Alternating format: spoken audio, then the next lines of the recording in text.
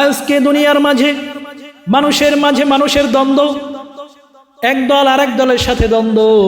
কিছু ফায়দা লুটার মতো মানুষ আছে যারা কিনা নিজেদের ফায়দা চরিতার্থ করার জন্য, নিজেদের উদ্দেশ্যকে চরিতার্থ করার জন্য, ফায়দা লুটে নেওয়ার জন্য একজনের সাথে আরেকজনের বিভেদ বাঁধিয়ে দেয়।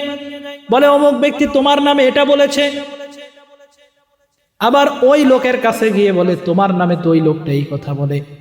দুইজন লোক ক্ষিপ্ত হয়ে একজন আরেকজনের উপরে ঝাঁপিয়ে পড়ে, আর সে মাঝখান থেকে এগুলো দেখে দেখে মজা পায়। এইরকম মানুষ আছে কিনা?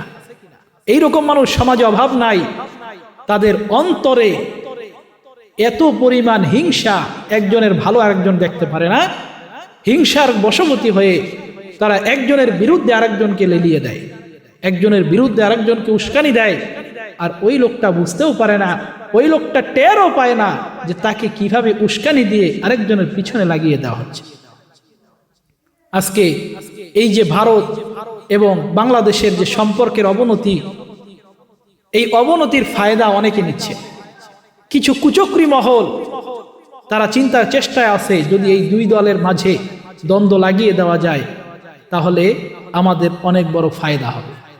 তাদের ফায়দা লুটে নেওয়ার জন্য আজকে ভারত এবং বাংলাদেশ দুই দেশের মাঝে সম্পর্কের অবনতি। ভারত যেইভাবে ন্যায্য, আমাদের ন্যায্য তো দেয় না, এটা তো আমরা সবাই জানি, কিন্তু তারপরেও যে সমস্ত বিষয়গুলো কিছুটা সম্পর্কের মাঝে ছিল, এইগুলো এখন আস্তে আস্তে উঠে যাচ্ছে। তবে একটা দিক ভালো, সব রাজনৈতিক দলগুলো এক কাতারে দাঁড়িয়েছে, সবাই এক হয়ে গেছে। কোন প্রশ্নে, কোন কথায়? এই বাংলাদেশের সার্বভৌমত্ব, বাংলাদেশ দেশ হিসেবে এই দেশের উপর যদি কেউ আঘাত করে তাহলে সেই ক্ষেত্রে কাউকে কোনো ছাড় দেওয়া হবে না। আমাদের এটা সার্বভৌম দেশ, স্বাধীন দেশ। এই স্বাধীন দেশের যেই মর্যাদা, এই মর্যাদাকে অক্ষুণ্ণ রাখতে হবে।